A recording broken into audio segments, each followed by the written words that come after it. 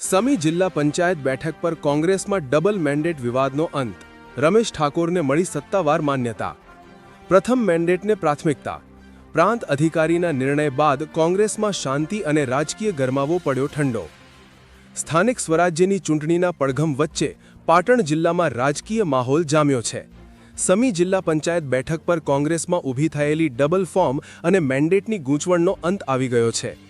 એક જ પક્ષ દ્વારા બે ઉમેદવારોના ફોર્મ અને અલગ અલગ મેન્ડેટ રજૂ થતાં પ્રાંત કચેરીમાં ક્યાંક ને ક્યાંક તંગ પરિસ્થિતિ સર્જાઈ હતી અને રાજકીય ગરમાવો તેજ બન્યો હતો.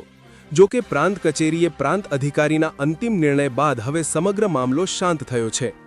મળતી માહિતી મુજબ કોંગ્રેસ તરફથી રમેશભાઈ ઠાકોર અને રણછોડભાઈ સિંધવ બંનેએ ઉમેદવારી નોંધાવી હતી. બંને ઉમેદવારો દ્વારા રજૂ કરાયેલા મેન્ડેટને લઈ કચેરીમાં ગૂંચવણ ઊભી થઈ હતી.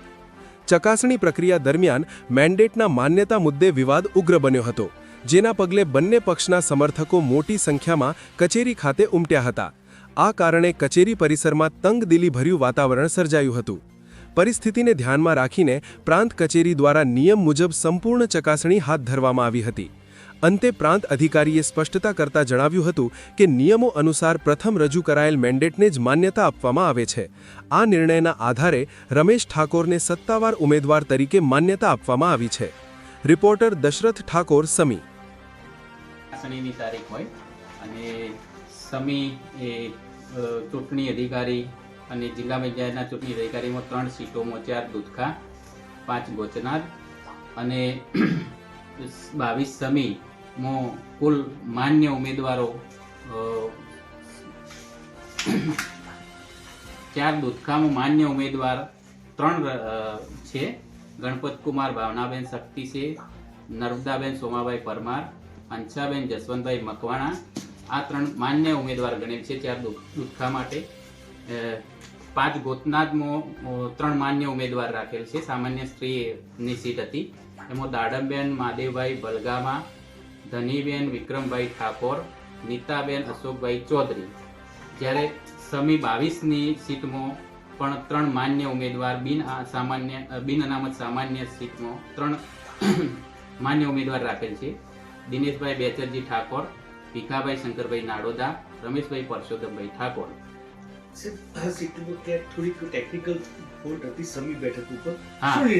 એમાં છે ને, જો જે અમાન્ય કરેલા છે ફોર્મ એ પણ સીટ વાઇઝ હું બોલી દઉં છું.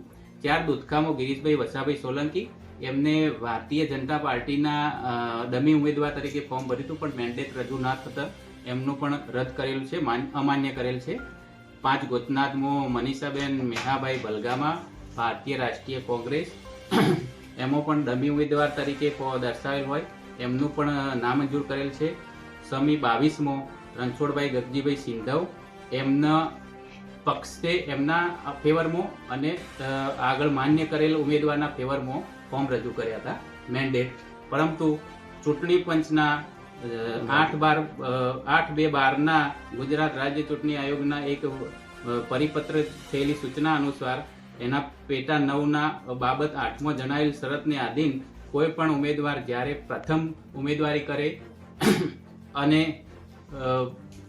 મેન્ડેટ એનું બીજા પણ ઉમેદવારને પણ મેન્ડેટ અસલ મળતો હોય તો આપણે ઉમેદવારી જે પ્રથમ નોંધાઈ હોય એને માન્ય ગણવાનું હોય છે અને બીજા ઉમેદવાર હોય એનું આપોઆપ રદ ગણાતું હોય છે.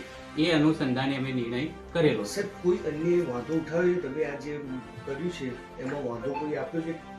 વાંધો તો એ રીતે રજૂ થયા હોય કે ભાઈ આ માન્ય રાખવું, પણ નિયમને જોગવાઈને આધીન જ નિર્ણય થતા હોય છે.